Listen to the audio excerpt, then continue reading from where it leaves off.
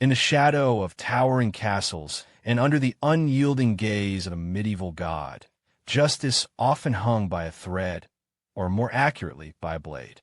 Forget romanticized duels. Trial by combat was a brutal, often fatal, legal procedure steeped in faith and fear.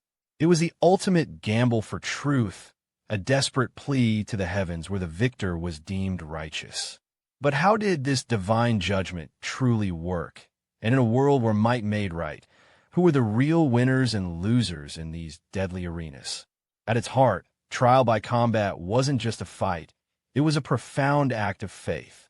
Medieval society believed God actively intervened in the world, and in a duel, he would guide the hand of the innocent, granting them victory. The outcome wasn't merely a testament to physical prowess, but considered a direct divine verdict, revealing truth where human evidence failed. This conviction was the very bedrock upon which this violent form of justice stood, making every clash a sacred, terrifying spectacle. Contrary to popular belief, trial by combat wasn't exclusively for armored knights. Commoners, peasants, and even women could demand or face this ordeal. If a woman was accused, she could appoint a male champion to fight on her behalf. Similarly, the elderly or infirm could also hire a proxy. This system, while brutal, extended the possibility of divine justice across social strata, making it a surprisingly widespread, if terrifying, legal option for almost anyone facing a grave accusation. The accusations leading to trial by combat were profound. Treason, murder, theft, or even disputes over land ownership and inheritance. Winning meant vindication, freedom, and often fortune. Losing meant death, dishonor, or severe punishment. For the accused, it was often their last, desperate hope. The stakes were not merely a matter of honor, but of life, liberty, and the very fabric of one's existence, imbuing each contest with unparalleled tension and gravity. Initiating a trial by combat was a formal, elaborate process. An accuser, appellant, would present their case, formally challenging the accused, appellee, to single combat. The court would then decide if the matter was indeed suitable for such a wager of battle. If approved, oaths were sworn, dates set, and the lists, a consecrated arena, prepared.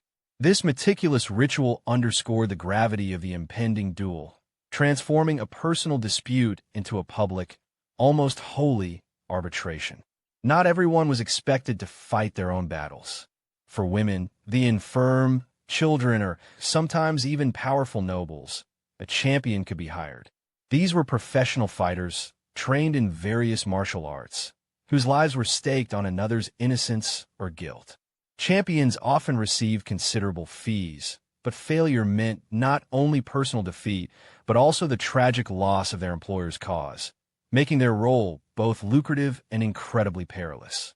The specific weapons and armor varied, often dictated by the social status of the combatants. Knights might wield swords, lances, and wear full plate armor. Commoners, however, might be restricted to staves, wooden shields, or even axes with lighter protection. The arena, or lists, was consecrated ground, and strict rules governed the fight. No sneak attacks, no outside interference, and usually no surrender. These brutal conventions aimed to ensure a fair, if fatal, contest bound by tradition. Before the combat, both parties swore solemn oaths, often touching holy relics, affirming their truthfulness and commitment to the divine judgment. The duel itself was a public spectacle, drawing large crowds eager to witness God's will unfold. The tension was palpable. Silence would fall as the combatants faced each other, their fate and the fate of justice hanging in the balance. This blend of religious solemnity and brutal entertainment made trials by combat unforgettable. While commoners could participate, their duels often looked very different from aristocratic encounters. Sometimes they fought with simple staves or cudgels, lacking the protective armor of knights.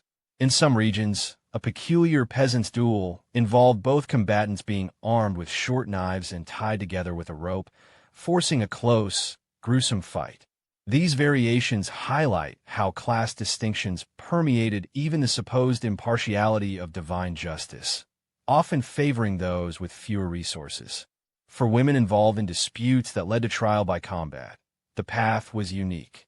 Directly engaging in battle was generally not permitted, so they almost always appointed a male champion. This champion, acting as their physical embodiment, would fight on their behalf, often under severe legal penalties if they lost.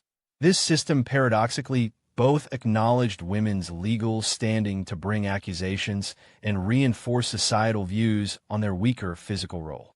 The duel ended when one combatant was killed, incapacitated, or yielded. A yield, however, was rarely an option. Admitting defeat often meant confessing guilt, followed by execution or mutilation.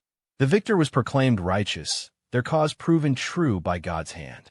The losing party, or their champion, faced the grim consequences, often death. This brutal verdict of blood left no room for doubt in the medieval mind. Only the undeniable, horrifying truth revealed by steel. As centuries passed, the belief in literal divine intervention waned. The rise of centralized monarchies and more sophisticated legal systems, emphasizing evidence and testimony over brute force, slowly rendered trial by combat obsolete. Concerns grew about skilled fighters exploiting the system, making it less about truth and more about combat prowess. Though its popularity faded, it clung on in some regions for centuries, a testament to its deep roots in the medieval psyche. Trial by combat, with its dramatic flair, has heavily influenced our perception of medieval times. Yet, the reality was far grittier than the romanticized duels of fiction.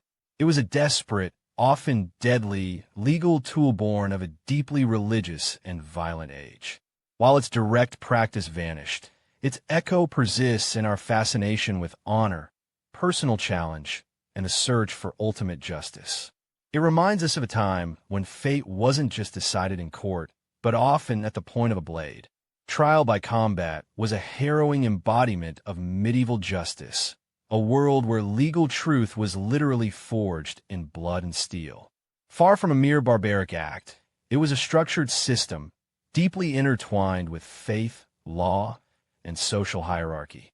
While our modern sensibilities recoil at such a brutal method of arbitration, understanding its mechanics and the beliefs that underpinned it offers a profound glimpse into a bygone era, a time when God's judgment was not just hoped for, but actively fought for with every swing of a sword.